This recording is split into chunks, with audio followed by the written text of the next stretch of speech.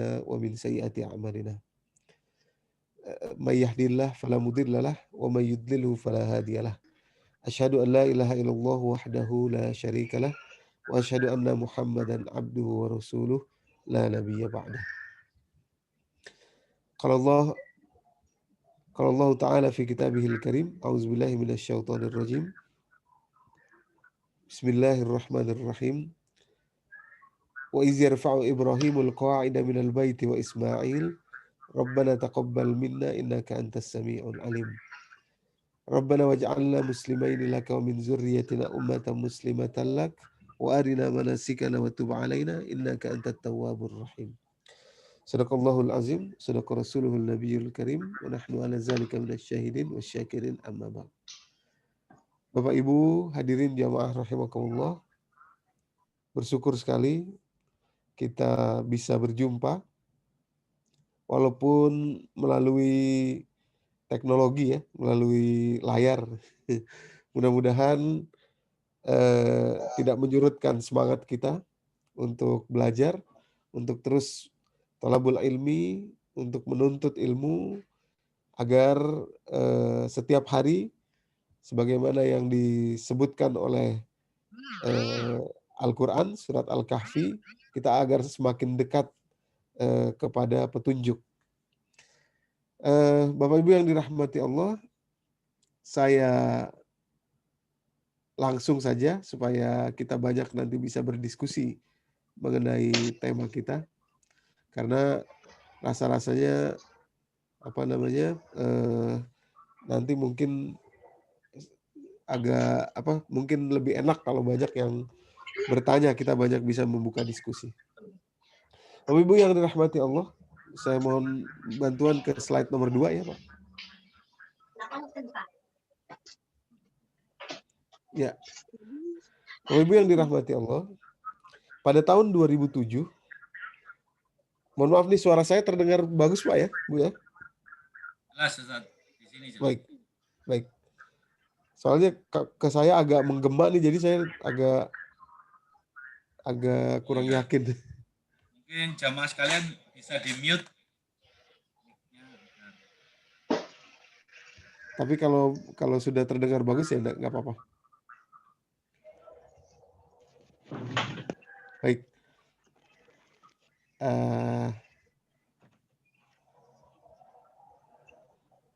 Sebentar. Oke. Tes 1 2. Nah, ini sudah lebih enak nih. Baik, kita lanjut ya Bapak Ibu, atau masih nunggu lagi? Nggak usah? Lanjut ya. Baik. Bapak Ibu yang dirahmati Allah, pada tahun 2007 Pak ya, itu terjadi sebuah pembunuhan di Bandung Pak, Bapak Ibu. Pembunuhan di Bandung. Ini luar biasa nih, karena yang dibunuh adalah 3 orang anak, dibunuh oleh ibunya sendiri, ibu kandungnya sendiri. Ya.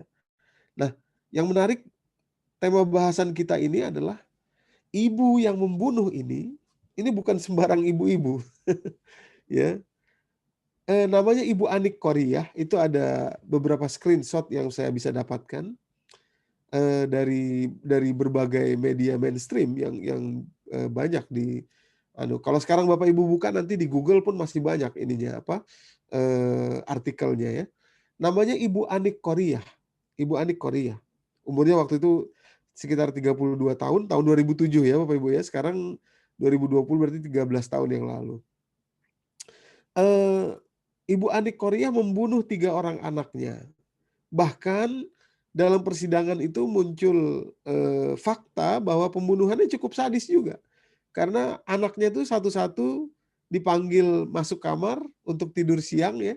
Kalau saya tidak salah ingat ya, anaknya itu berurutan mulai dari umur 7 tahun yang paling besar.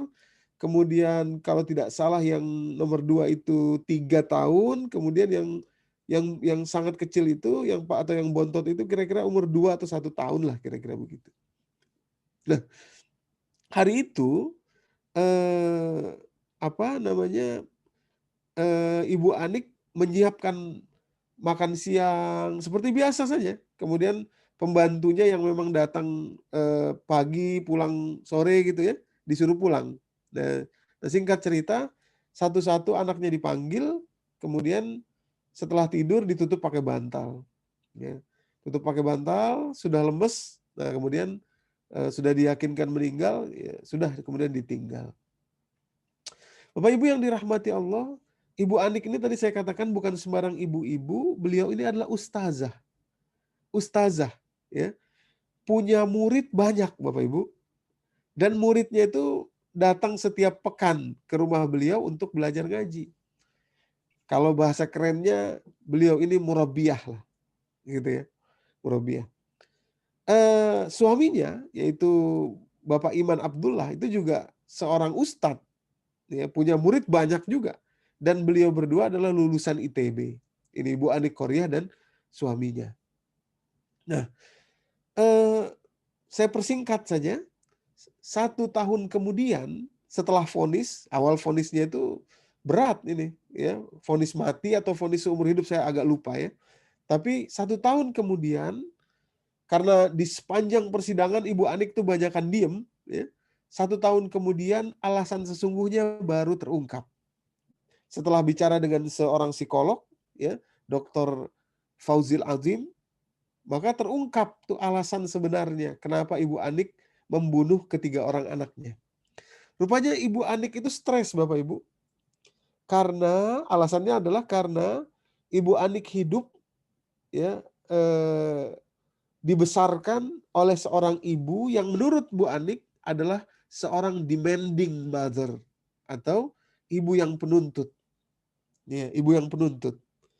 Dari cerita itu Ibu Anik menceritakan dari kecil selalu ibunya memotivasi dalam tanda kutip dengan cara yang sangat demanding, ya. Kalau sekarang kan banyak sekolah-sekolah yang nggak pakai ranking ya. Tapi kalau zaman kita dulu, kira-kira kita hampir seumuran semua nih. Zaman kita dulu itu ranking 1, 2, 3 gitu ya. Saya juga pernah merasakan dari 45 orang di dalam kelas, semuanya loser because semuanya kalah kecuali 1 orang yang ranking 1. Saya pernah ranking 2 selama beberapa tahun, but it's still loser gitu ya. Karena 2 itu adalah number one loser. Itu juga yang dirasakan Ibu Anik. Jadi dipacu oleh ibunya, lihat tuh anak lain kok bisa sih anaknya ibu itu ranking 1, kamu belajarnya harus lebih giat dong, harus lebih rajin dong. Nih. Akhirnya tahun depan bawa ranking 2. Ini ranking 2 ini number one loser, tahu nggak nama lainnya gitu. Kamu harus lebih bisa. Ibu yakin kamu bisa kok. Kamu pinter, kamu ini. Kurang apa sih? Ya, tahun depan bawa ranking 1. Ranking 1 ibunya bilang, ini ya, kamu dapat ranking 1 ini kamu jangan seneng loh. Mempertahankannya itu lebih susah daripada mendapatkannya. Kalau kamu sampai kehilangan ini, itu lebih malu loh. Terus sampai lulus SD. Kemudian dulu, ya sekarang mungkin masih ada ya. Ada yang namanya SMP favorit. SMP favorit dulu itu.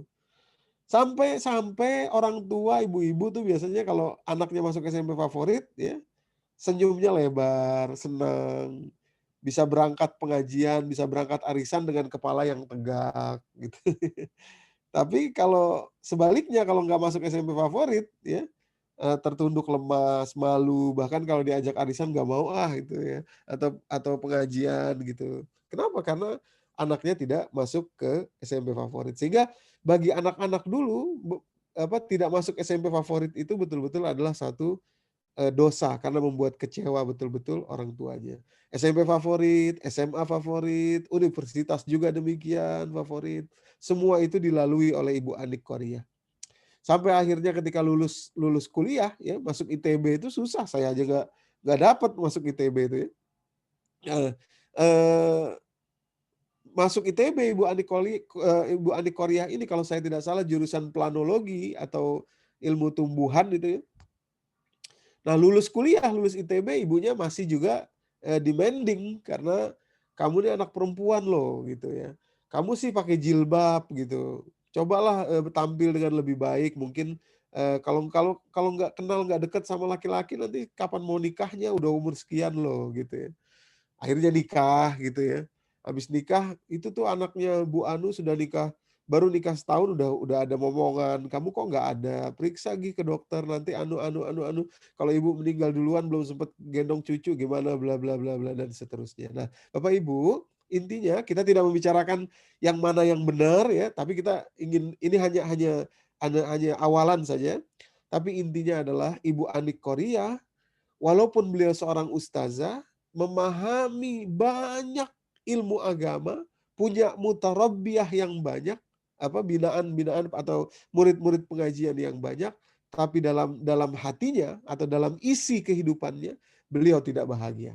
Buktinya beliau membunuh 3 orang anaknya. Dari percakapan dengan Dr. Fauzil Azim itu, kemudian akhirnya hukuman beliau ditiadakan sama sekali, justru direhabilitasi di Rumah Sakit Hasan Sadikin, Rumah Sakit Jiwa Hasan Sadikin. Sejauh yang saya ikuti, sekarang beliau ini sudah bebas, dan suaminya tetap nunggu, kemudian entah gimana sekarang mereka menjalani kehidupannya kembali. Itu satu contoh. Bapak Ibu yang dirahmati Allah, mohon lanjutkan ke berikutnya Pak, slide berikutnya. Nah, ini yang lebih dekat kepada tahun kita, tahun 2015 Bapak Ibu. Juga lebih dekat juga di kita nih, kejadiannya di Tebet ya. Ada sebuah pembunuhan juga dilakukan oleh seorang customer dari PSK. PSK-nya sendiri namanya Tata Cabi ya, PSK-nya namanya Tata Cabi. Terjadi di sebuah kos-kosan di Tebet. Ya, rupanya kos-kosan ini memang dipakai sebagai sarana untuk menjajakan PSK-nya dia ini, si Tata Cabi ini. Nah, salah satu klien tetapnya ya, itu membunuh PSK ini, namanya Tata Cabi ini, PSK ini. Nah, pembunuhannya cukup sadis karena diikat, kemudian juga dalam kondisi yang tanpa busana, dan mulutnya itu kalau saya tidak salah ingat disumpel sama pakaian dalamnya. Nah, polisi tidak butuh waktu lama, kalau saya tidak salah ingat cuma 2 kali 24 jam bisa menangkap si orang ini ya, yang membunuh ini. Nah, Bapak Ibu yang dirahmati Allah, silahkan ke slide berikutnya Pak. Rupanya sang pembunuh, yaitu namanya Prio ini Bapak Ibu adalah lulusan pesantren. Tepatnya lulusan pesantren Nurul Fikri yang ada di Serang sana Pak. Ya. Saya ingat betul waktu pertama kali pesantren Nurul Fikri itu akan dibangun ya, sekitar tahun berapa tuh ya, 2000-an lah, 2000 awal ya. Saya pernah diminta oleh pendirinya yaitu Pak Ustadz Sulamul Munawaroh untuk mengajar di sana. Cuma waktu itu entah gimana karena jauh dan lain sebagainya itu saya nggak jadilah. Tapi intinya untuk lulus dari pesantren Nurul Fikri ini, setidaknya kita harus punya hafalan 5 juz. Jadi saya mau katakan si Prio ini ya besar kemungkinan dia hafal Quran sekitar 5 juz. Dan yang lebih dahsyat lagi adalah dia lulusan terbaik dari Nurul Fikri boarding school di Anyer itu, sehingga mendapatkan beasiswa dari Kementerian Agama untuk meneruskan kuliah di IPB. Ya, di IPB. Ya. Bahkan sudah menikah si Prio ini. Ketika ditangkap itu di Bogor, istrinya sedang hamil muda dan ada anaknya yang masih berusia 2 tahun ya, otomatis kaget istrinya itu ya. Bapak Ibu yang dirahmati Allah, si Prio ini ya profesinya sehari-hari adalah guru privat, Pak. Mengajar privat di Nurul Fikri, kursus Nurul Fikri gitu. Dan di waktu luangnya ya juga mengajar ngaji di TPA, di masjid dekat rumahnya ya. Jadi betul-betul betul-betul profil orang yang paham dengan ilmu agama. Ya, ilmu agama. Ya, bahkan di slide berikutnya Pak, minta tolong ada fotonya di situ. Ini untuk pelajaran bagi kita.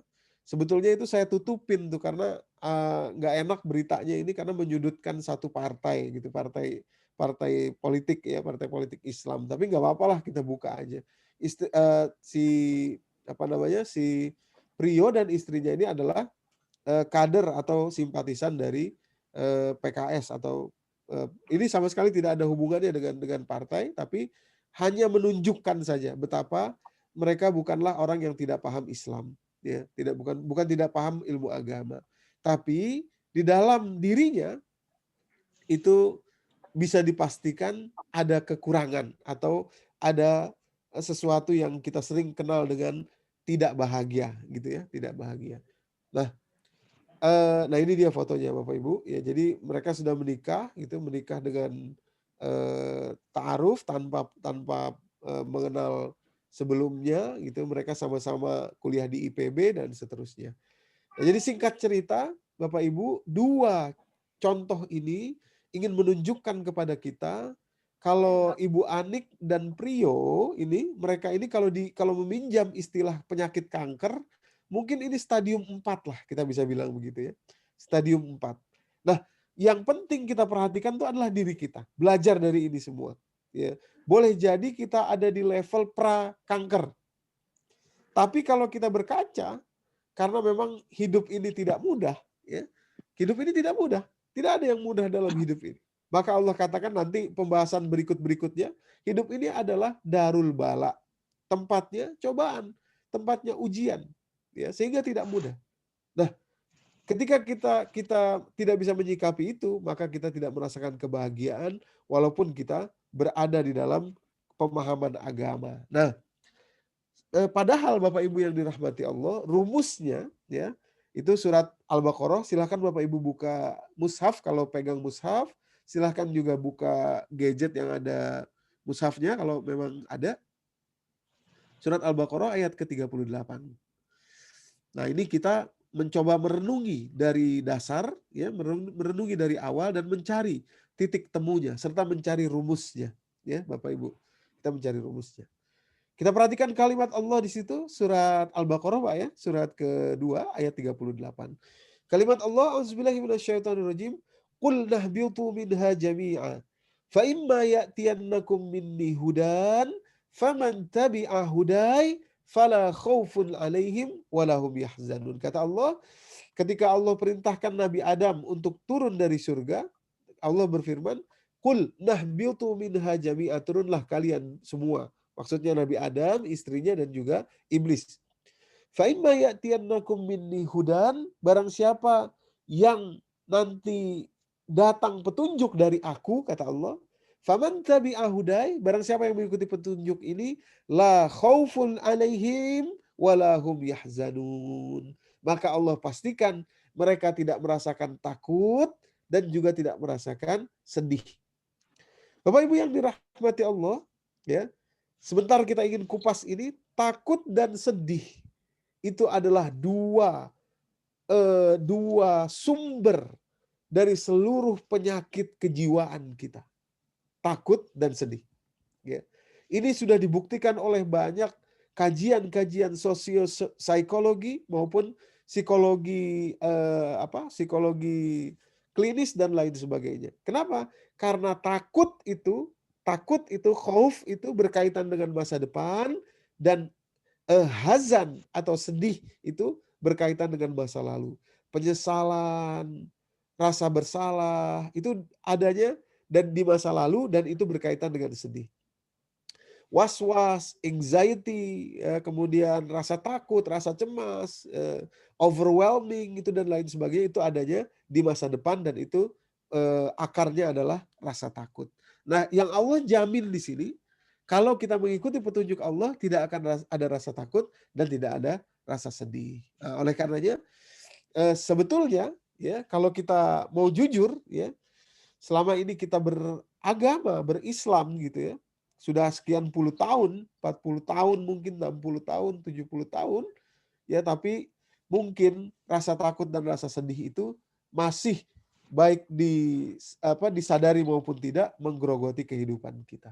Oleh karenanya ada yang harus kita cermati baik-baik untuk bisa keluar dari itu. Karena rumusnya tidak akan ada rasa takut dan tidak ada rasa sedih kalau kita mengikuti petunjuk Allah. Itu kata Allah sendiri, jaminan yang Allah berikan kepada kita. Baik, silakan. Nah, Bapak Ibu yang dirahmati Allah, oleh karenanya kita ingin lihat nih sekarang nih ya. Mohon mohon Bapak Ibu bersedia untuk meninggalkan sebentar apa yang selama ini mungkin kita pahami tentang agama ini, ya. Bukan meninggalkan ya, tapi mohon kita bisa membuka sebentar. Kita akan ingin membahas ini sejak awal ya, dari awalnya. Bapak Ibu yang dirahmati Allah, sebagaimana idealisme apapun yang ada di atas dunia ini, maka agama kita Islam ini ya, agama kita Islam ini itu harusnya juga punya tolak ukurnya, ya, punya tolak ukurnya. Saya ya, saya ingat betul tahun 2005 saya pernah diminta memberikan ceramah juga di University of Melbourne. Di situ berceramah ada 4 orang, Bapak Ibu, ya ini saya cerita dulu sedikit ya, ada 4 orang. Kami bertiga dari Indonesia, kemudian berlima maaf, ada 2 orang lagi yang dari Melbourne itu, dari Australia itu. Temanya cukup menggelitik, yaitu apakah agama itu bisa memperbaiki kehidupan sosial atau ada gunanya nggak agama buat kehidupan sosial itu, ya. Nah, di rata-rata orang tuh bilang agama tuh nggak perlu buat kehidupan sosial, nggak perlu. Karena kita bisa bahagia tanpa agama. Rata-rata orang bilang begitu. Ya. Bahkan kalau kita baca berita, beberapa waktu yang lalu ada seorang artis Indonesia, artis perempuan ya, sudah pakai jilbab, ya. Tahu-tahu dia membawakan acara jalan-jalan kebetulan di Jepang, ya. Kemudian kata temennya yang di Jepang tuh, lihat orang Jepang nggak beragama, nggak baca Quran, tapi mereka bahagia, hidupnya disiplin. Ya. Akhirnya jilbabnya dilepas, bahkan sekarang konon kabarnya si artis ini masuk ke agama yang lain atau agama Kristen kalau saya tidak salah. Nah, Bapak Ibu yang dirahmati Allah, sebetulnya bagaimana sih standar beragama? Standarnya Islam itu seperti apa? Ya, sehingga kita tahu tolak ukurnya mana. Ya, ukurannya itu seperti apa, ya. Target kita kemana dalam berislam itu. Nah, Allah Subhanahu wa taala berfirman, Quran surat keempat ayat 125, silakan surat An-Nisa ayat 145. Nah, Bapak Ibu yang dirahmati Allah, inilah standar beragama, ya. Standar berislam maksud saya ya. Standar berislam. Ya, kita perhatikan auzubillahi minasyaitonirrajim. Ya, makasih. Auzubillahi minasyaitonirrajim. Wa man ahsanu dinan mimman aslama wajhahu lillah wa huwa muhsinun wattaba'a millata Ibrahim hanifa wattakhazallahu Ibrahim khalila. Kalimat Allah kalimat tanya, tapi kalimat tanya yang tidak membutuhkan jawaban. Wa man ahsanu dinan mimman aslama wajhahu lillahi wa huwa muhsinun wattaba'a millata Ibrahim hanifa wattakhazallahu Ibrahim khalila. Siapa lagi yang lebih bagus atau yang lebih baik, yang lebih ahsan cara beragamanya daripada orang yang wajhahu lillah wa huwa muhsinun wattaba'a millata Ibrahim hanifa. Orang yang menghadapkan wajahnya kepada Allah dan dia betul-betul berbuat baik dan dia mengikuti millah Ibrahim yang lurus. Wattakhazallahu Ibrahim khalila. Allah mengambil Ibrahim sebagai kesayangannya. Bapak Ibu yang dirahmati Allah, ayat ini kalau dikupas panjang sekali, kita nggak akan cukup waktu kita untuk membahas ini. Tapi saya ingin fokuskan pembahasan kita pada 2 kalimat saja. Kalimat itu di dalam bahasa Arab kata, ya artinya pada 2 kata. Ya kalau Bapak Ibu bisa lihat semua di situ, ada kata-kata din dan ada kata-kata millah. Ya, bisa lihat semua ya Bapak Ibu ya. Kata-kata din dan kata-kata millah. Bapak Ibu yang dirahmati Allah, kalau Bapak Ibu buka terjemahan, ya saya harap Bapak Ibu ada yang membuka terjemahan ya untuk mengkonfirmasi apakah yang saya katakan benar. Kalau Bapak Ibu buka terjemahan, saya sudah cek berbagai terjemahan, maka kata-kata din dan kata-kata millah ya di ayat itu diartikan sama. Sama-sama berarti agama. Betul ya? Betul Pak ya? Ada yang buka ya, ada yang lihat. Pak Kadafi lihat ya. Ya. Jadi ya, mohon perhatian baik-baik. Kita sudah mulai fokus nih, sudah mulai masuk. Ini membutuhkan sedikit ketelitian. Bapak Ibu yang dirahmati Allah, kata-kata millah, saya ulangi lagi, kata-kata millah dan kata-kata din itu diartikan sama di dalam terjemahan, yaitu sama-sama berarti agama, ya. Padahal Bapak Ibu yang dirahmati Allah, prinsip Al-Quran adalah tidak pernah ada satu kata pun di dalam Al-Quran yang mubazir atau yang maknanya itu berapa ya?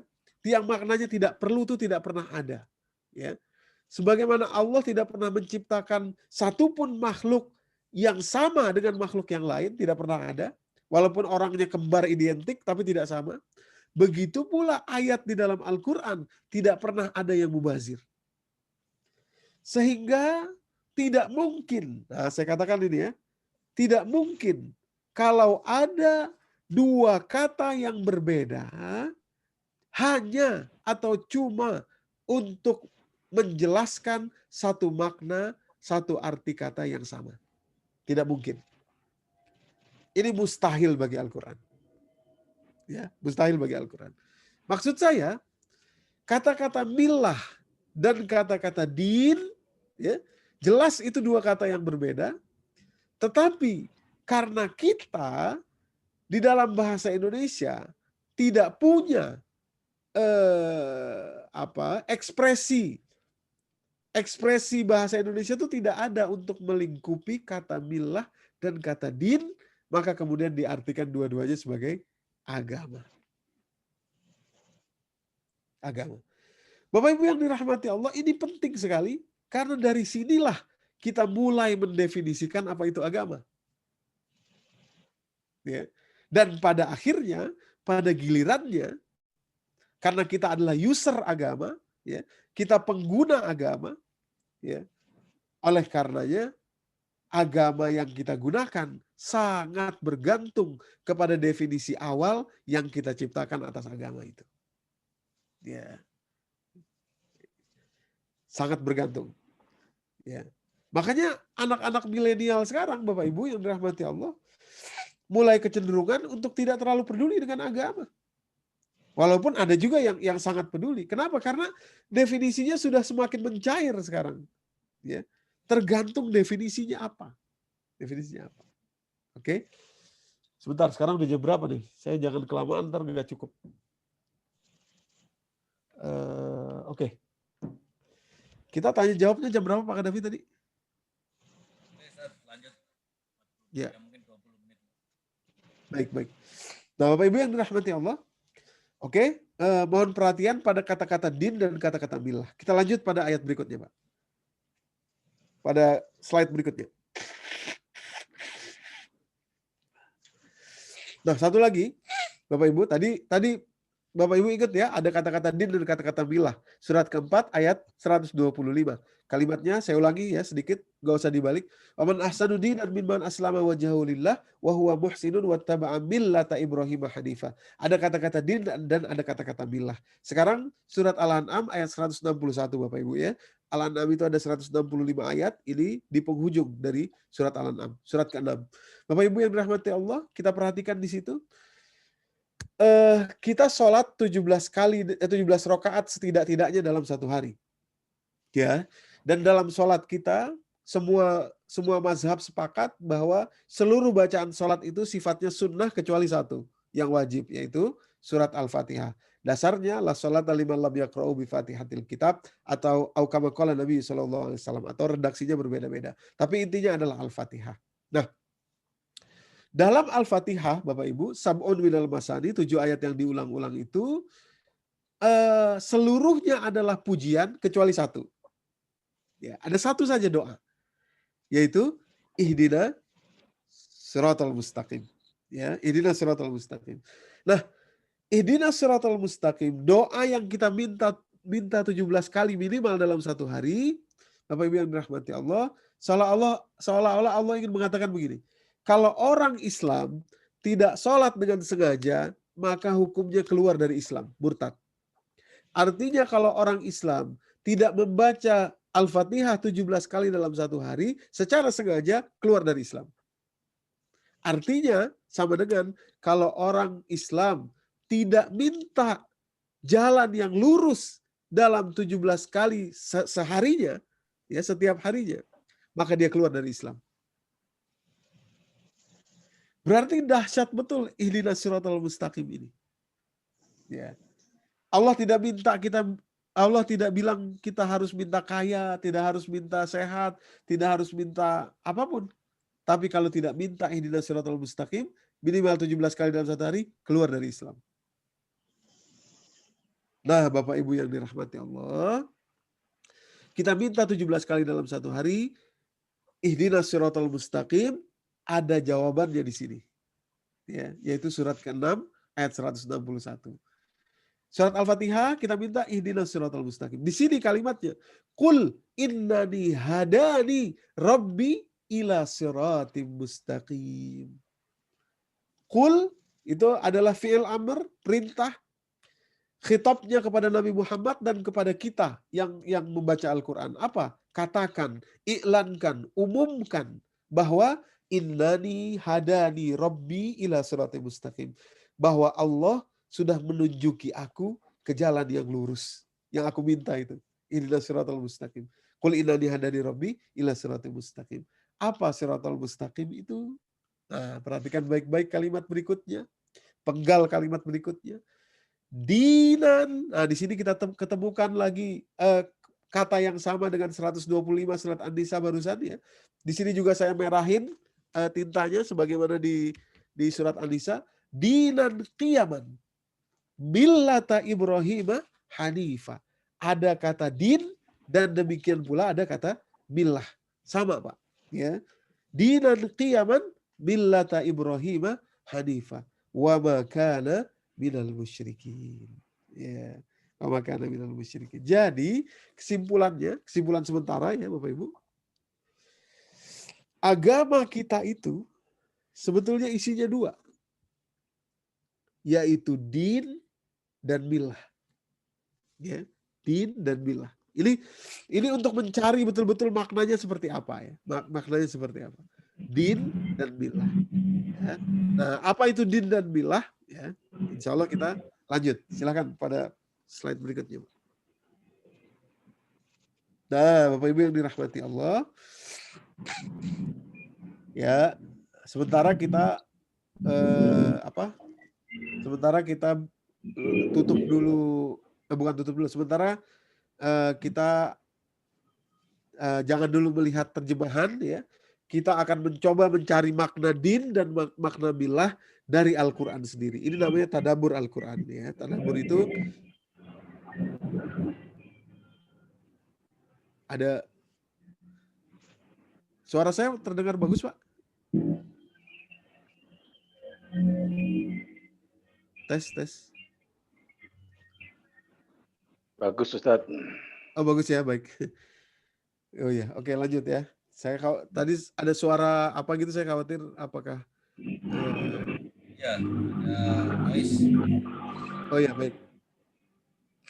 Tapi nggak ini ya, nggak menutup suara saya.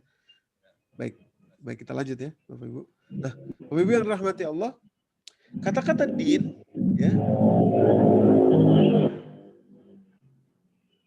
ya, kata-kata din, Bapak Ibu, diambil dari akar kata yang sama, dengan kata-kata dain. Ya, dain. Itu akar katanya sama tuh. Dal, ya, dan nun. Di dalam bahasa Arab ini disebut sulasi mujarrad atau 3 kata yang disusun dari 3 huruf. Ya. Dal, ya, dan nun. Ya, itu din. Ya. Akar kata yang sama dengan dain. Ya, dain itu artinya hutang piutang atau transaksi. Maka kalau kita buka Al-Quran, surat kedua, ayat 282, ayat terpanjang itu di dalam Al-Quran, kita akan temukan kalimat Allah, auzubillahi minasyaitonirrajim, ya ayyuhallazina amanu, iza tadayantum bidain. Nah, itu dia. Ya.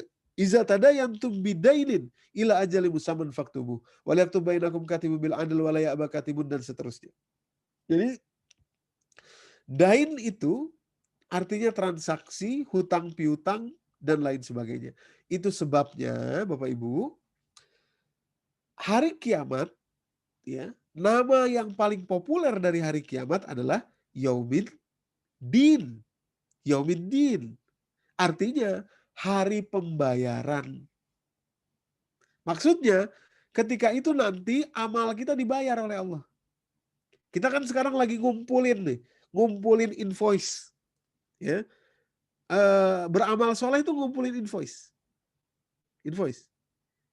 Jadi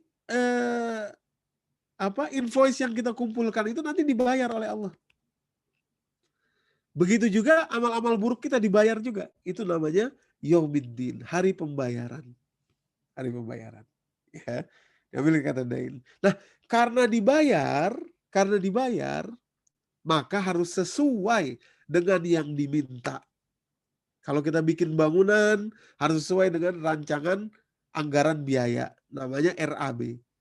Kalau kita bikin proyek, harus sesuai dengan anggarannya. Kalau enggak dibayar. Nah, din itu, Bapak Ibu yang dirahmati Allah, sebetulnya maknanya adalah pembayaran. Ya, pembayaran. Makanya Yaumiddin.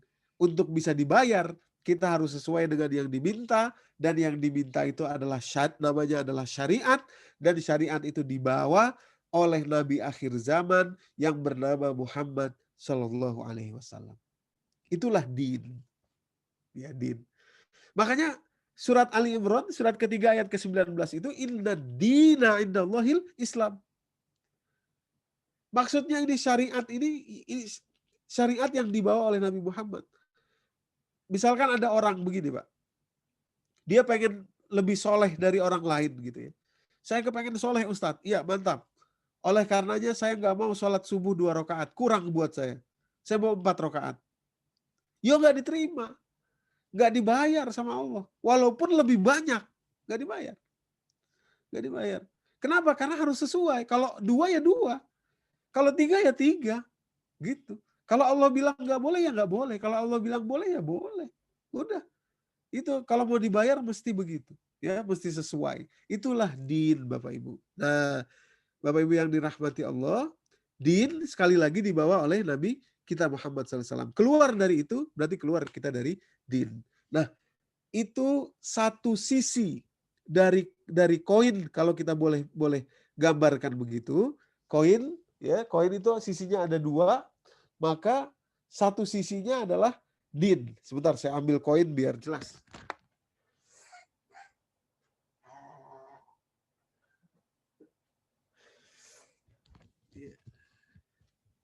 Nih kebetulan saya ada koin ya Bapak Ibu. Cuman jangan dilihat nilainya ya. Ini koin nih. Mirip-mirip seperti ini. Ya, jadi agama kita itu ada 2 sisinya. Dan kedua-duanya tidak boleh dipisah. Sebagaimana firman Allah. Selalu din dan milah. Din itu syariat, ya, syariat. Tapi bukan hanya syariat saja. Bukan hanya syariat saja, ada milahnya juga. Nah, yang terjadi kepada kita Bapak Ibu, ini ya, kesimpulan awal yang kedua yang terjadi kepada kita dan banyak kaum muslimin di seluruh dunia, terutama di Indonesia. Saya setidaknya merasakan itu. Ya, kebanyakan kita belajar Islam itu adalah dinnya saja. Oke. Sekarang kita lanjut ke kata yang kedua. Apa itu milah? Ya, apa itu milah? Kita cari pemahamannya di dalam Al-Quran. Surat Al-Baqarah ayat 120, Bapak Ibu yang dirahmati Allah. Surat Al-Baqarah ayat 120. Kalimat Allah, auzubillahi minasyaitonirrajim, walan tardo ankal yahudu walan nasara hatta tattabi'a millatahum. Millah Allah di sini tidak pakai kata dinahum, tapi Allah pakai kata millatahum. Dia millatahum. Demikian pula surat Al-A'raf surat ke-7 ayat ke-88. Kalimat Allah, auzubillahi minasyaitonirrajim, qala al-mala'u allazina istakbaru min qaumihi lanukhrijannaka ya syu'aibu wallazina amanu ma'aka min qaryatina aw la ta'udunna fi millatina. Qala awalau kunna karihin. Di awal juz yang ke berapa tuh? Juz yang ke-9 ya. Nah, Bapak Ibu yang dirahmati Allah, singkatnya millah itu adalah pemikiran, paradigma, isinya orang berpikir, itulah millah. Itu sebabnya millah itu untuk Yahudi dan Nasrani Allah pakai kata millah. Allah pakai kata millah. Karena millah itu bisa apa saja. Bisa apa saja. Nah, makanya selalu Allah katakan kalau agama kita itu millah Ibrahim, millah Ibrahim, millata abikum Ibrahim, ya, millah Ibrahim. Nah, kalau tadi syariat itu dibawa oleh Nabi Muhammad, masih ingat dua sisi mata uang Bapak Ibu ya? Syariat ini dibawa oleh Nabi Muhammad, millahnya atau isi kepalanya, isi paradigmanya, cara berpikirnya yang di satu sisinya sebelah sini itu selalu kembali kepada Nabi Ibrahim alaihissalam. Ya, selalu kembali kepada Nabi Ibrahim alaihissalam. Kalau kita perhatikan Bapak Ibu yang dirahmati Allah, umroh dan haji sebagai ibadah yang paling berat dalam agama kita, itu 95%-nya adalah mengikuti Nabi Ibrahim alaihissalam. Ya, haji umroh. Bahkan Islam kita ya, itu mengikuti apa yang dinamakan oleh Nabi Ibrahim alaihissalam. Silakan pada slide berikutnya, Pak. Islam kita itu mengikuti apa yang dinamakan oleh Nabi Ibrahim alaihissalam. Makanya di sini saya sering bertanya kepada para jamaah itu, sebetulnya Bapak Ibu ini orang Islam bukan? Iya. Siapa yang menamakan kita Islam? Nah, yang menamakan kita Islam itu adalah Nabi Ibrahim alaihissalam. Diawali dari surat Al-Baqarah. Tadi sudah saya bacakan di awal pertemuan kita. Ayat 130 dan 131. Kalimat Allah, "Wa may yarghabu 'an millati Ibrahim illa man safiha nafsah, wa laqad istafainahu fid dunya wa innahu fil akhirati laminas shalihin." Siapa yang tidak suka kepada millah Ibrahim, itu adalah orang-orang yang kurang akalnya. Ya, safiha nafsah. Wa laqad istafainahu fid dunya wa innahu fil akhirati laminas shalihin. Kami sudah memilih Ibrahim itu di dunia dan sungguh di akhirat dia adalah orang-orang yang soleh. Perhatikan pada ayat berikutnya, iz qala lahu rabbuhu aslim. Ketika Allah memerintahkan kepada Ibrahim, aslim, Islamlah kamu. Ya, fi'il amr tuh ya, aslim. Qala aslamtu li rabbil alamin. Dia mengatakan, saya berislam kepada Rabb semesta alam. Pada slide berikutnya kita akan temukan di situ surat Al-Hajj surat ke-22 ayat 78 atau ayat terakhir Bapak Ibu. Kalimat Allah, wajahidu fillahi haqqa jihadihi wajtabakum wa ma ja'ala 'alaikum fid dini min haraj millata abikum Ibrahim. Agama ini adalah cara berpikir, cara pandang, paradigma bapakmu Ibrahim. Huwa sammakumul muslimin min qablu wa fi haza. Dialah yang menamakan kalian muslim sebelum ini dan di dalam Al-Qur'an ini. Ya. Jadi menjadi muslim itu sebetulnya mengikuti millah Ibrahim dan melaksanakan din atau syariat Nabi Muhammad SAW. Sehingga kalau kita tarik kesimpulan sederhana dari Ibu Anik Koriyah dan Priyo, orang-orang yang berislam tapi tidak bahagia, besar kemungkinan mereka berislam pada satu sisi saja dan tidak mengenal sisi yang lain. Sisi apa yang mereka kenal? Sisi syariat atau sisi dinnya saja. Nah, Bapak Ibu yang dirahmati Allah, saya minta waktu 5 menit terakhir untuk menjelaskan sedikit tentang millah Ibrahim yang mungkin selama ini kita terlewat. Ya, ini mohon dicatat baik-baik. Ini sangat penting saya pikir ya. Saya pikir ini sangat penting. Bapak Ibu yang dirahmati Allah, inilah millah Ibrahim. Satu di antara millah Ibrahim artinya satu yang paling penting dari millah Ibrahim. Bapak Ibu yang dirahmati Allah, Nabi Ibrahim pernah berdoa. Doanya diabadikan oleh Al-Quran, surat Al-Baqarah ayat 129. Tadi saya sudah bacakan di awal doa Nabi Ibrahim begini. Rabbana wab'ats fihim rasulan minhum yatslu alaihim ayatika wa yu'allimuhumul kitaba wal hikmata wa yuzakkihim innaka antal azizul hakim. Mohon perhatian, ini agak detail Bapak Ibu ya. Mohon perhatian, fokus sebentar ke sini, hanya beberapa menit saja. Doa Nabi Ibrahim begini. Ya Allah, Rabbana wab'ats fihim. Utuslah di tengah mereka. Maksudnya di tengah anak keturunan Ismail, yaitu kita sekarang ya. Wab'ats fihim rasulan minhum, seorang rasul dari kalangan mereka sendiri. Perhatikan, Nabi Ibrahim minta atau berdoa minta diutuskan seorang nabi, plus beliau juga minta kurikulumnya ya. Yang akan kita perhatikan kurikulumnya Bapak Ibu ya, kurikulumnya. Mohon perhatian. Kalimatnya, kurikulumnya beliau awali dengan kata-kata yatslu alaihim ayatika, 1, wa yu'allimuhumul kitaba, 2, wal hikmata, 3, wa yuzakkihim, 4. Saya ulangi. Kalimat Nabi Ibrahim, Rabbana wab'ats fihim rasulan minhum yatslu alaihim ayatika, 1, wa yu'allimuhumul kitaba, 2, wal hikmata, 3, wa yuzakkihim, 4. Innaka antal azizul hakim. Oke, itu doanya Nabi Ibrahim. Itu mintanya Nabi Ibrahim, ya. Nah, Bapak Ibu yang dirahmati Allah, doa ini Allah kabulkan, Allah jelaskan pengkabulannya itu pada 3 tempat sekaligus di dalam Al-Quran yang kalimatnya identik mirip tapi berbeda dalam kurikulumnya. Oke, kita perhatikan jawabannya. Yang pertama, Quran surat kedua, masih surat yang sama, ayat 151. Silakan di slide berikutnya, Pak. Kalimat Allah di jawaban pertama ya. Jawabannya ada 3 tadi. Mohon perhatian kalimatnya. Kama arsalna fikum rasulan minkum. Tadi mintanya Rabbana wab'ats fihim rasulan minhum. Sekarang jawabannya kama arsalna fikum rasulan minkum. Perhatikan tadi doanya, Rabbana wab'ats fihim rasulan minhum yatslu alaihim ayatika wa yu'allimuhumul kitaba wal hikmata wa yuzakkihim. 4 ya. Sekarang jawaban doanya. Kama arsalna fikum rasulan minkum yatslu alaikum ayatina. 1, wa yuzakkikum, 2, wa yu'allimukumul kitaba wal hikmah. Ada plus bonus tapi tidak terkait dengan materi kita, wa yu'allimukum ma lam takunu ta'lamun. Ya, oke. Ada 4 juga jawabannya ya. Ada 4. Pada ayat berikutnya, pada surat Ali Imran ayat 164, surat ketiga ayat 164. Lagi-lagi kalimatnya identik hampir sama ya. Tapi ada perbedaan, nanti kita kupas bedanya. Kalimat Allah, auzubillahi minasyaitonirrajim. Laqad manallahu 'alal mu'minina iz ba'atsa fihim rasulan minhum. Ya. Lagi-lagi saya ulangi doanya tadi 129, Rabbana wab'ats fihim rasulan minhum. Ya.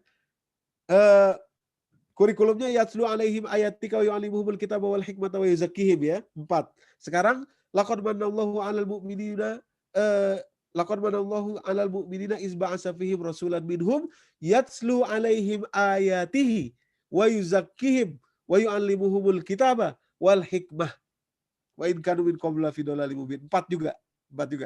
Oke. Tadi 151 kama jawaban yang pertama ya. Kama arsalna fikum rasulan minkum yatslu alaikum ayatina wa yuzakkikum wa yu'allimukumul kitaba wal hikmah. Sekarang laqad manallahu 'alal mu'minina iz ba'atsa fihim rasulan minhum yatslu 'alaihim ayatihi wa yuzakkihim wa yu'allimuhumul kitaba wal hikmah wa in kanu min qabla fi dhalalin mubin. Oke. Sekarang jawaban yang ketiga. Surat Al-Jumu'ah, surat ke-62 ayat yang kedua. Kalimat Allah, huwallazi ba'atsa fil ummiyina rasulan minhum. Huwallazi ba'atsa fil ummiyina rasulan minhum yatslu 'alaihim ayatihi wa yuzakkihim wa yu'allimuhumul kitaba wal hikmah wa in kanu min qablu lafi dhalalim mubin. Ya. Nah, Bapak Ibu yang dirahmati Allah, kalau kita teliti, cermati baik-baik ya, maka ada perbedaan antara doa yang dipanjatkan dengan jawaban doa yang dikabulkan Allah. Ya, ada perbedaan di situ. Dan perbedaannya ini sedikit sekali, Pak. Sedikit sekali. Justru itulah yang kemudian menjadi kunci untuk membuka betul-betul rahasia agama ini. Yang selama ini mungkin terlewat dalam pembelajaran kita beragama Islam ini. Saya ulangi sedikit saja. Doanya, begini doanya. Rabbana wab'ats fihim rasulan minhum. Ya Allah, utuslah di tengah mereka rasul dari kalangan mereka. Kurikulumnya, yatslu alaihim ayatika wa yu'allimuhumul kitaba wal hikmata wa yuzakkihim innaka antal azizul hakim. Tolong jangan semua Pak, jangan cepet-cepet Pak ininya Pak, apa satu-satu dulu, satu-satu. Ya, terus mundur. Cukup dulu, cukup. Nggak, yang tadi boleh. Slide yang tadi. Nah, satu pencet. Ya. Doanya Pak, doanya ya. Poin pertama, yatslu alaihim ayatika. Membacakan kepada mereka ayat-ayatmu. Ayat-ayatmu. Ya. Yatslu alaihim ayatika. Wa yu'allimuhumul kitaba. Mengajarkan kepada mereka kitab. Kitab itu Bapak Ibu, di dalam terminologi Al-Quran itu artinya hukum. Itu sebabnya semua hukum Allah di dalam Al-Quran itu memakai kata kitabah. Puasa 183 dari surat Al-Baqarah. Ya ayyuhallazina amanu kutiba alaikumusiyam. Memakai fi'il madi dari kata kitab. 177-nya. Ya ayyuhallazina amanu kutiba alaikumul qisasu fil qatla. Maaf, 178 bukan 177. 178-nya. Ya ayyuhallazina amanu kutiba alaikumul qisasu fil qatla. Al-hurru bil hurri wal 'abdu bil 'abdi wal unsa bil unsa. Kitab. Ayat 103 dari surat An-Nisa. Inna sholata kanat 'alal mu'minina kitaban mauquta. Sesungguhnya salat bagi seorang yang beriman itu adalah kewajiban yang mauqut berdasarkan waktu. Mauqut itu tempat waktu. Ya. Jadi kitab itu artinya ketetapan, hukum. Hukum.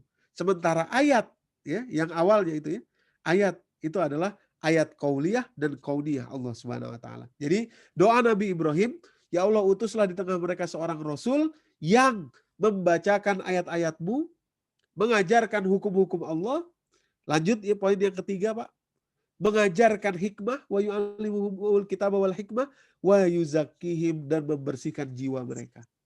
Ya, perhatikan Bapak Ibu ya, ini urutan minta doanya Nabi Ibrahim alaihissalam atas kurikulum beragama. Tahu-tahu dijawab oleh Allah Subhanahu wa taala dalam 3 tempat dengan urutan yang berbeda. Ya. Nah, sekarang coba kita buka jawaban Allah. Pertama, surat Al-Baqarah ayat 151. Ya, kalau Bapak Ibu masih buka Qur'annya, mohon perhatikan ayatnya saja. Ya, poinnya tetap yang pertama dulu ya. Perhatikan ayatnya. Kama arsalna fikum rasulan minkum yatslu alaikum ayatina, sama yatslu alaikum ayatina sama dengan doa. Doa sama-sama ayat, jawaban pertama sama-sama ayat. Tapi perhatikan yang kedua. Yatslu alaikum ayatina, yang kedua apa? Wa yuzakkikum. Wa yuzakkikum, ya. Baru yang ketiga wa yu'allimukumul kitaba, ya. Mengajarkan hukum-hukum kitab tadi, wa yu'allimukumul kitaba wal hikmata. Dan mengajarkan hikmah. Ya, poin keempat. Begitu pula surat Ali Imran ayat 164 tadi. Laqad manallahu 'alal mu'minina iz ba'atsa fihim rasulan min anfusihim yatslu 'alaihim ayatihi, sama. Wa yuzakkihim, yang kedua yuzakkihim, membersihkan jiwa. Wa yu'allimuhumul kitaba, mengajarkan hukum-hukum, dan mengajarkan hikmah. Urutannya berubah. Demikian pula surat Al-Jumu'ah surat ke-62 ayat yang kedua. Huwallazi ba'atsa fil ummiyina rasulan minhum yatslu 'alaihim ayatihi, sama, yatslu 'alaihim ayatihi. Wa yuzakkihim, membersihkan jiwa, nomor 2. Wa yu'allimuhumul kitab, mengajarkan kitab dan ketentuan, wal hikmah. Wa in kanu min qablu fi dhalalin mubin. Ya. Jadi Bapak Ibu yang dirahmati Allah, rupanya ada perbedaan ya antara doa Nabi Ibrahim dan jawaban yang Allah berikan. Ya. Tolong diklik berikutnya Pak, itu ada tanda tunjuknya di situ Pak Saleh. Terima kasih. Jangan lewat ya. Maaf, balik. Oh bukan, balik yang tadi. Nah, itu dia. Nah, Bapak Ibu, ya, di sini ada bedanya adalah di jawaban doa Allah naikkan pembersihan jiwa yang ketika Nabi Ibrahim berdoa seolah-olah itu adalah hasil Yang diharapkan oleh Nabi Ibrahim, Allah naikkan justru di posisi yang kedua, seolah-olah menjadi syarat, bukan lagi hasil. Ya, seolah menjadi syarat. Jadi Bapak Ibu yang dirahmati Allah, dari sini kita bisa memetakan bahwa agama yang diminta oleh Nabi Ibrahim, diutus seorang nabi beserta dengan kurikulumnya adalah satu, bacakan ayat Allah, bersihkan jiwa mereka, kemudian baru ajarkan hukum dan ajarkan hikmah. Apa itu hikmah? Hikmah itu ada yang mengatakan, ada dua para ulama berbeda pendapat. Yang pertama mengatakan hikmah itu adalah sariratul Rasul, semua yang berkaitan dengan Rasul, baik hikmah perjalanan hidup Rasul, maupun sunnah-sunnah yang beliau lakukan, maupun hadis-hadis yang beliau sampaikan. Ya, bagian kedua ulama berpendapat hikmah itu adalah sebuah kebijaksanaan yang dilahirkan dari suatu amal soleh. Itu hikmah. Kedua-duanya bisa kita ambil. Tapi dalam porsi pembelajaran kita malam ini, bahwa ada urutan yang berbeda, yang Allah ambil pilih sendiri, ya. Allah dengan itu artinya cara beragama kita mestinya Bapak Ibu punya prioritas. Prioritasnya maksudnya begini. Apapun, nah ini rumus cepat juga ya.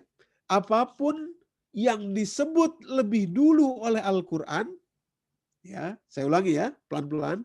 Apapun yang disebut lebih dulu oleh Al-Quran, maka dia memiliki makna yang lebih besar atau bahkan pada tempat tertentu menjadi syarat bagi yang disebut belakangan.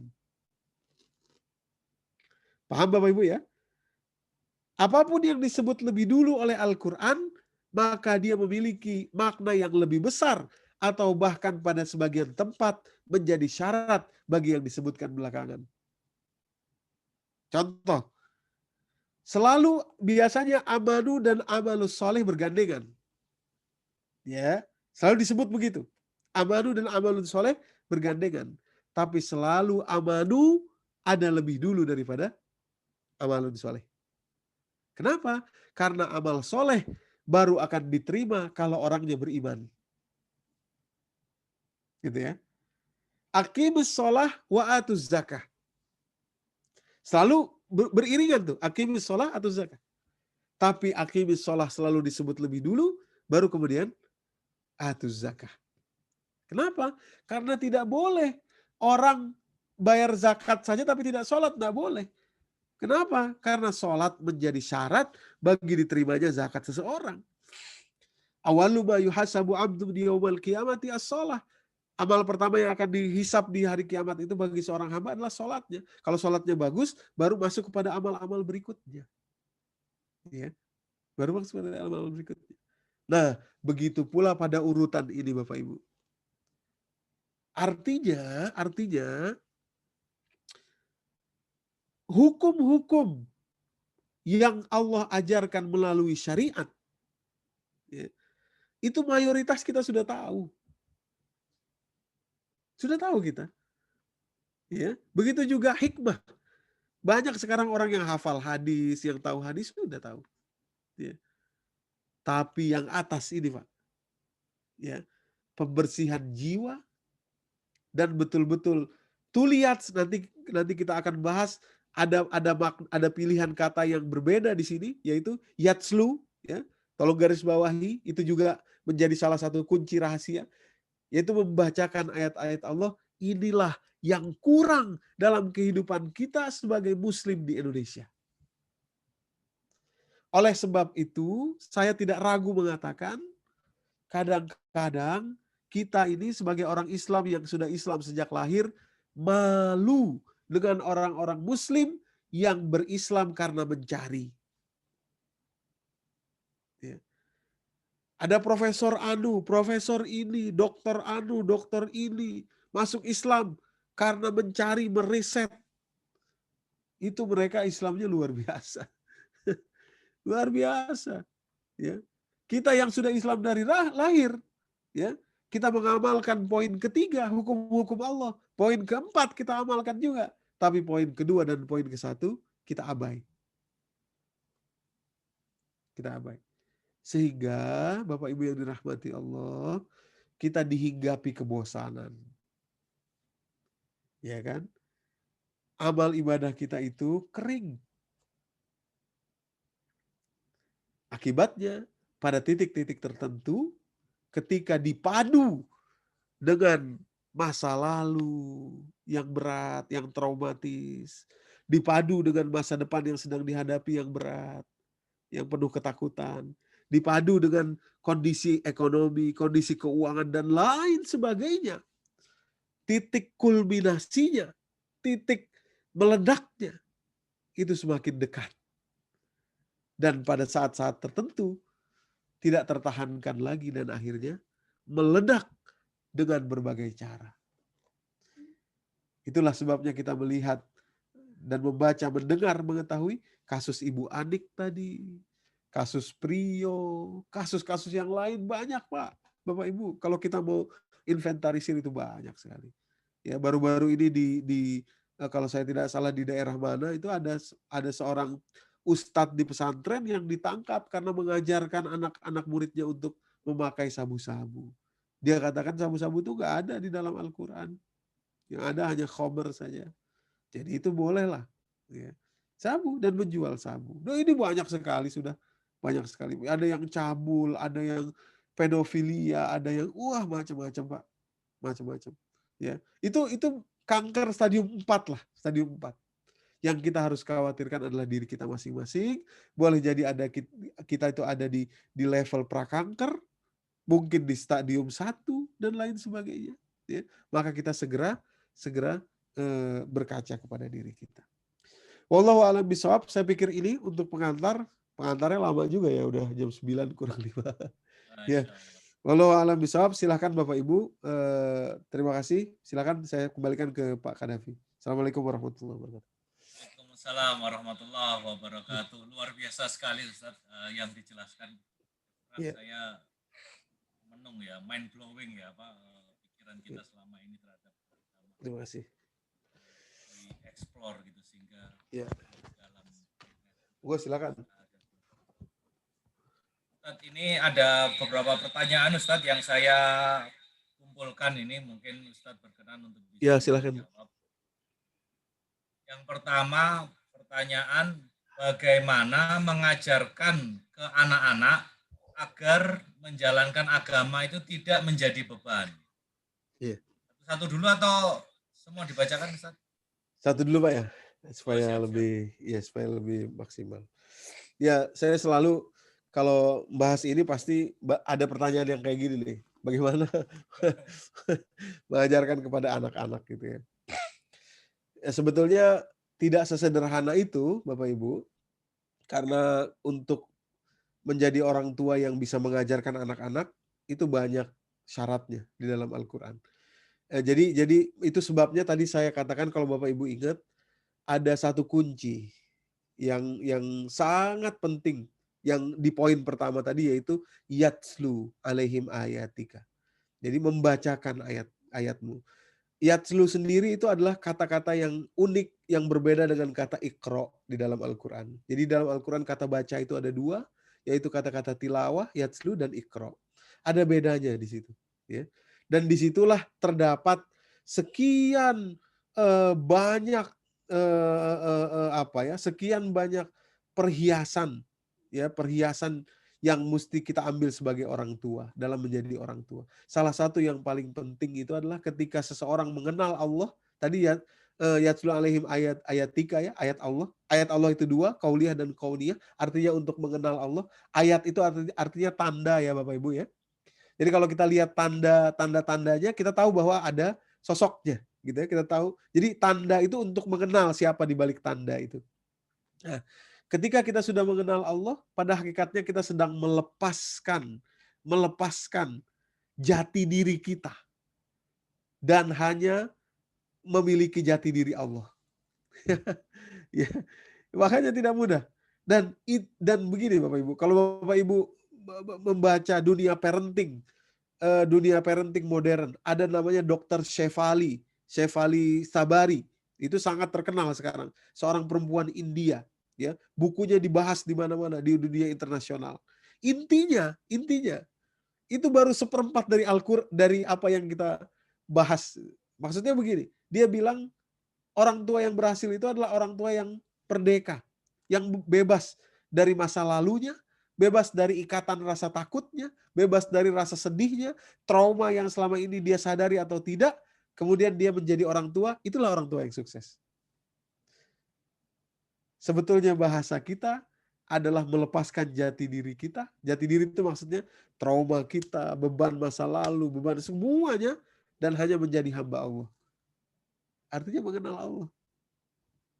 Di situ baru bisa. Selain itu nggak bisa. Nggak ada ilmu macam-macam. Ini itu mah tambahan saja. Tambahan saja. Makanya kembali lagi tadi, ya, yatslu alaihim ayatika. Untuk malam ini saya hanya ingin memberikan satu tips sederhana. Ya, tentu kita tidak bisa bahas. Artinya saya tidak bisa menjawab pertanyaan tadi itu dengan tuntas. Tapi saya hanya memberikan satu tips sederhana, ya, yang mudah, supaya anak-anak itu bisa kita ajari beragama dengan tidak terpaksa. Caranya sederhana. Caranya adalah kitanya merasakan agama dengan tidak terpaksa. That's it. Itu. Jadi contoh dari kita ya, orang tuanya. Betul. Gitu ya. Betul. Ya. Dan anak-anak bisa merasakan itu, Pak. Ya, bisa merasakan itu lewat gestur kita, lewat getaran suara kita, lewat pandangan sorotan mata kita, lewat semangatnya kita membaca Al-Quran, lewat mimik muka kita ketika melalui ayat-ayat yang sedih, lewat ketulusan hati kita ketika merasakan ayat-ayat yang menggetarkan. Itu cukup. Itu. Yeah. Jadi anak-anak melihat ekspresi beban ketika Wah. kita misalkan aku. Betul, Ustaz. Baik Ya. Ustaz, ini ada pertanyaan berikutnya Ustaz ya. Tunggu, silakan. Dari Pak Cahyo, Alhamdulillah dari DKM Baitul Ilmi. Oh, Pertanyaan iya. 1, bagaimana definisi bahagia sebenarnya dalam agama? 2, Oh, iya. ya. Apakah seorang muslim dan muslimah yang tidak atau kurang bahagia di dunia akan merasakan hal yang sama di akhirat kelak dan sebaliknya? Iya. Baik.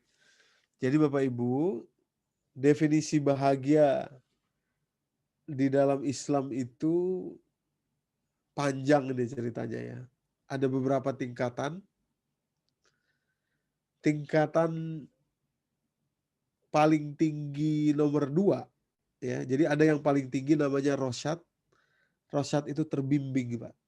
Ya, terbimbing. Quran surat ke-49 ayat ke-7. Dan Quran surat kedua ayat 186, terbimbing. Yang namanya orang terbimbing itu kita tuh seperti wayang gitu, ya. Matanya melihat dengan kacamata Allah, kakinya berjalan dengan kaki dengan bimbingan Allah, tangannya dengan bimbingan Allah, hatinya dengan bimbingan Allah. Itu rosyad namanya. Tapi sebelum sampai ke situ ada tangga bawahnya yang namanya syukur. Syukur. Sampai tangga itu pun kita sudah merasakan kebahagiaan yang luar biasa. Itu sebabnya ketika iblis dihukum oleh Allah keluar dari surga, dan dia dipastikan saat itu tidak akan pernah bisa diterima taubatnya oleh Allah, dia minta hidup selamanya, dan tujuan paripurnanya cuma satu. Tujuan paripurnanya bukan ingin menjadikan kita ini orang yang tidak berilmu, bukan. Bukan ingin menjadikan anak cucu Adam ini tidak beramal, sama sekali tidak. Bukan ingin menjadikan kita itu tidak kenal Allah, sama sekali tidak. Tapi apa? Tidak bersyukur. Itu tujuan iblis. Quran surat ke-7, surat Al-A'raf ayat ke-17. Tsumma la'atiyannahum min baini aydihim wa min khalfihim wa an aymanihim wa an syama'ilihim wa la tajidu aktsarahum syakirin. Aku akan mendatangi mereka dari depan, dari belakang, dari kanan, dari kiri, semua kecuali 2, atas dan bawah. Dan kata iblis apa? Wa la tajidu aktsarahum syakirin. Dan aku jamin tidak banyak dari mereka yang pandai bersyukur kepadamu. Syukur. Nabi Muhammad SAW, seorang nabi yang maksum, Sudah dijamin surganya oleh Allah Subhanahu wa taala. Diampuni kesalahannya kalaupun ada. Dosa memang beliau tidak punya. Beliau sholat sampai kakinya bengkak. Begitu ditanya oleh istrinya, Ummul Mukminin Aisyah radhiyallahu anha, "Ya Rasulullah, ngapain kok ngoyo-ngoyo begini?" Apa kata Nabi? Am akunu abdan syakuro. Apa saya sudah menjadi hamba yang syukur? Jadi sampai di tangga syukur, ya, sampai di tangga syukur itu sudah luar biasa. Sudah luar biasa.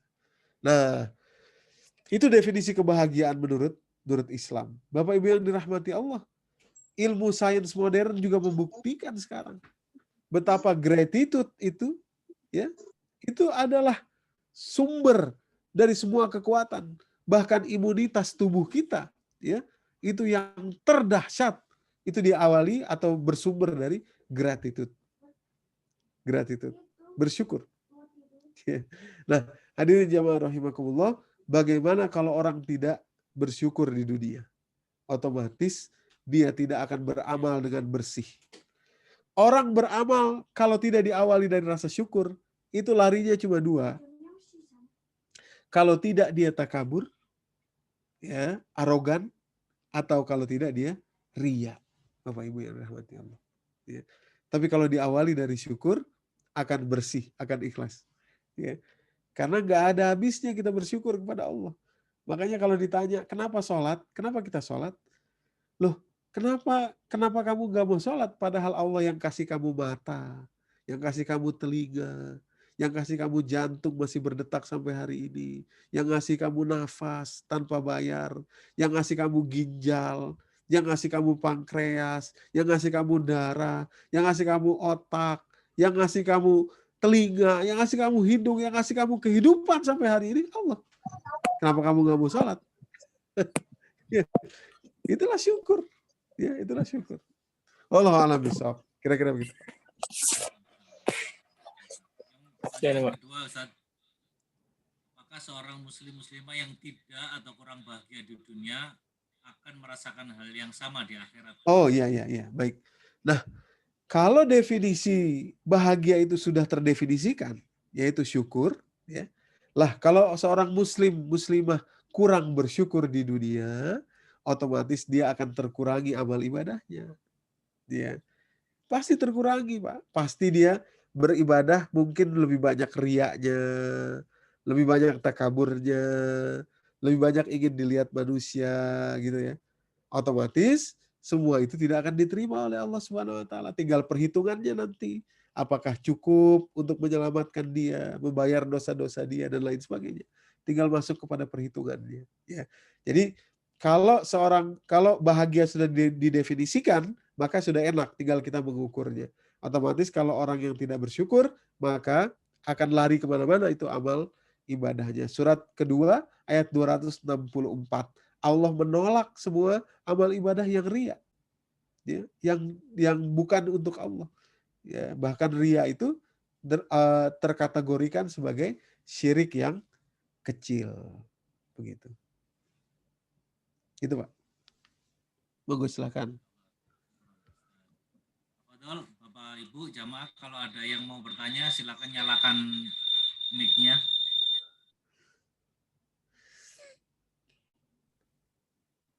Kalau belum ada, masih ada beberapa pertanyaan yang belum dijawab, Ustaz. Ini ada pertanyaan, Ustaz.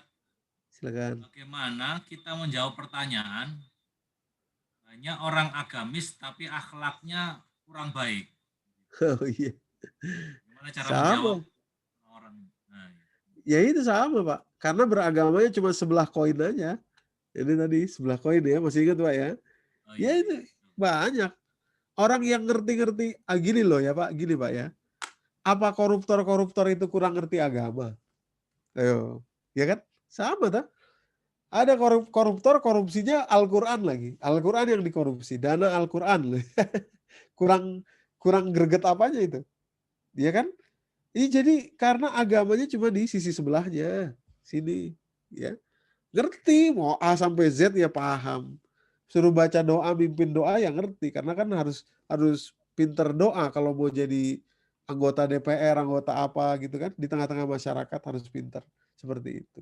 Ya. tapi sisi satunya tidak pernah tersentuh.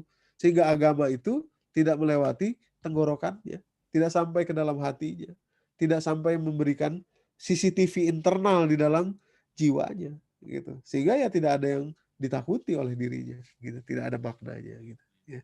Makanya harus beragama dengan kedua sisi ya, kedua sisi. Itu, Pak. Pertanyaan berikutnya. Ya. Di slide terakhir nih ada yang nanya. Ya. Kalau mengajarkan hukum syariat itu jadi urutan nomor 3 dalam jawaban doa. Ya. Maka ini artinya kurang prioritas. Oh, iya. Hukum syariat. Ya. Satu lagi ini juga di pertanyaan di slide terakhir. Ya. Bagaimana bentuk praktek poin 1, yaitu membacakan ayat Allah dan mensucikan jiwa. Oh. Oke, untuk pertanyaan yang kedua saya pikir tidak bisa dijawab malam ini karena panjang sekali, Pak. Panjang sekali itu butuh berseri-seri itu ya. Tapi yang jelas ada caranya. Ya, tadi saya sudah buka satu kuncinya. Itu pun mengupas itu harus waktunya panjang. Tapi untuk pertanyaan yang pertama, apakah mengajarkan hukum-hukum Islam itu kurang prioritas? Tentu saja tidak, ya, karena agama tadi kan dua sisi, ya, seperti koin tadi itu ya. Dua-duanya tetap adalah prioritas. Dua-duanya prioritas. Tapi dalam hal ini, dalam hal pembelajaran milah Ibrahim, tadi kan kita belajar milah Ibrahim ya, isi pikiran, isi dalam jiwa kita, maka 1, 2, 3, 4 itu adalah urutannya gitu. Tapi dalam beragama kita sehari-hari, daily atau sebagai muslim, maka sisinya 2. Seperti koin tadi. Belajar syariat iya, belajar milah Ibrahim isi kepalanya juga iya. Gitu. Makanya saya kalau kebetulan lagi bimbing umroh, ya, saya bilang umroh itu Bapak Ibu bukan hanya ibadah, bukan hanya pahalanya berapa sholat di kalau ngiterin Ka'bah doanya apa, berapa pahalanya, bukan hanya itu. Kalau berapa pahala ini boleh, ini enggak, ini itu segala macam, tinggal aja di masjid rumah dari sholat subuh sampai waktu isyraq, sholat 2 rakaat, kata Nabi Muhammad SAW akan mendapatkan pahala seperti haji dan umroh, taman, sempurna. Ya toh? Gak perlu umroh, gak perlu haji. Sama, sempurnanya. Gitu. Tapi kesana itu ingin mendapatkan karakter seperti Nabi Ibrahim. Plus amal ibadahnya semua. Gitu loh. Ya kan? Karena karakter itu tadi yang justru penting gitu. Makanya membaca doa-doa seperti doanya yang di sa'i umpamanya Rabbik firwarham wa takarram wa tajawaz dan seterusnya itu doa-doa yang luar biasa. Ya Allah ampuni, ya Allah bermurah hatilah, ya Allah tajawaz, lampauilah dosa-dosaku. Innaka antallahu azul akram, sesungguhnya engkau adalah Allah yang maha mulia, yang maha agung. Dibacakan ketika kita menghayati bagaimana Siti Hajar bolak-balik 7 kali dalam kondisi yang ketakutan beliau bisa menggeser rasa takutnya. Kenapa? Karena yakin kepada Allah. Di tempat yang ditinggal sendirian, biwadin ghairi zizara'in inda baitikal muharram gitu. Nah, semua itu adalah bentuk mempelajari karakter. Belajar karakter. Gitu. Begitu, Pak. Wallahu a'lam bishawab. Alhamdulillah pertanyaan-pertanyaan dijawab oleh Ustaz ini. Ya. Mungkin masih banyak pertanyaan di kepala kita. Jelaskan detail nanti insya Allah kita akan undang lagi Ustaz Doni. Iya. Kajiannya sekarang sudah pukul 9:11 Ustaz. Iya. Insya Allah kita akan cukupkan pertemuan kajian malam ini sambil kita merenungi apa yang disampaikan menjadi pelajaran dan kita amalkan. Ustaz, mungkin ada yang mau disampaikan terakhir? Baik, Bapak Ibu terima kasih Bapak Ibu yang dirahmati Allah. Ini saya baca nih ada pertanyaan dari Mas Riki. Ya, untuk menutup ini, apakah ini juga yang membedakan antara Islam di zaman keemasan dulu, yaitu ketika banyak ilmuwan yang akhirnya berkontribusi bagi kehidupan dunia, ya. Betul sekali Bapak Ibu yang dirahmati Allah. Kalau kita perhatikan Nabi dan para sahabat, kemudian diikuti dengan para ulama-ulama yang juga ilmuwan sampai ke abad ke-7, abad ke-8, itu luar biasa karakter mereka. Ya. Karakter mereka tuh betul-betul berubah. Ya. Dari yang tadinya karakter yang keras, karakter yang duniawistik, ya, karakter yang pendusta, ya. Kalau kita ingat ada sahabat Nabi namanya Abu Darda, beliau mengatakan tuh, seandainya saya tidak kenal Islam, maka saya adalah seorang penipu yang paling ulung. Itu semua berubah 180 derajat. Apa yang membuat mereka berubah? Yang membuat mereka berubah bukan hanya praktek ibadahnya, sholat begini itu bukan, tapi isi di dalam jiwanya itu, ya, yang tertanam di situ. Sayyidina Bilal ibnu Rabah radhiyallahu anhu, ketika beliau mengumandangkan azan beberapa hari setelah wafat Rasulullah, beliau tidak sanggup mengucapkan asyhadu anna Muhammadar Rasulullah. Jatuh beliau. Sejak saat itu bersumpah tidak mau lagi azan. Kenapa? Tidak sanggup mengenang betapa bahagianya waktu-waktu bersama dengan Rasulullah. Apa itu karena ritual ibadahnya? Bukan. Tapi karena sentuhan jiwanya itu. Sentuhan jiwanya. Ya. Sahabat Abu Bakar As-Siddiq radhiyallahu anhu 3-4 hari setelah wafatnya Rasulullah mendatangi anak beliau yang notabene adalah istri Nabi kita Muhammad SAW, Ummul Mukminin Aisyah radhiyallahu anha. Beliau bertanya, wahai anakku, ada amal apa lagi yang belum Aba lakukan yang Rasulullah lakukan? Tidak ada lagi Aba, ya. Baru kemudian terakhir beliau ingat ada satu orang pengemis yang biasanya selalu disuapi oleh Nabi Muhammad, oleh Rasulullah. Walaupun kisah ini sebagian dianggap tidak kuat atau mursal, tapi poin di baliknya itu luar biasa. Akhirnya Sayyidina Abu Bakar mengikuti dan menyuapi seorang pengemis tua ini. Tapi kata pengemis tua itu, kamu ini bukan orang yang biasa nyuapin saya. Kenapa? Karena yang biasa nyuapin saya itu, oleh dia makanan saya itu dikunyahi dulu supaya lembut. Pakai mulutnya dia baru disuapin ke saya. Wanginya luar biasa dan baik sekali. Padahal orang tua buta ini adalah orang Yahudi yang kerjanya sehari-hari itu selalu mencaci maki Islam dan mencaci maki Rasulullah. Itu semua karakter isi di dalamnya. Dan pepatah Arab yang luar biasa itu, faqidu syai' la yu'ti. Orang yang tidak punya itu gak bisa ngasih. Loh, orang kalau tidak bahagia gak bisa ngasih kebahagiaan. Loh, dia gak punya kok. Dia tuh orang yang tidak bahagia itu tidak bisa ngasih kebahagiaan. Kenapa? Karena dia tidak punya kebahagiaan. Gitu. Kalau kita tidak bahagia dalam agama ini, kita nggak bisa ngasih apa-apa. Tidak bisa ngasih apa-apa. Bapak Ibu yang dirahmati Allah, kita semua terus berjuang masing-masing. Walaupun saya yang ngajarin, tapi dalam prakteknya kita semua sama. Kita di hadapan Allah adalah hamba Allah. Semuanya kita berjuang untuk jiwa kita masing-masing. Mudah-mudahan Allah mudahkan kita semua. Terima kasih Bapak Ibu semua. Mohon maaf apabila ada kesalahan. Billahi taufiq wal hidayah. Assalamualaikum warahmatullahi wabarakatuh.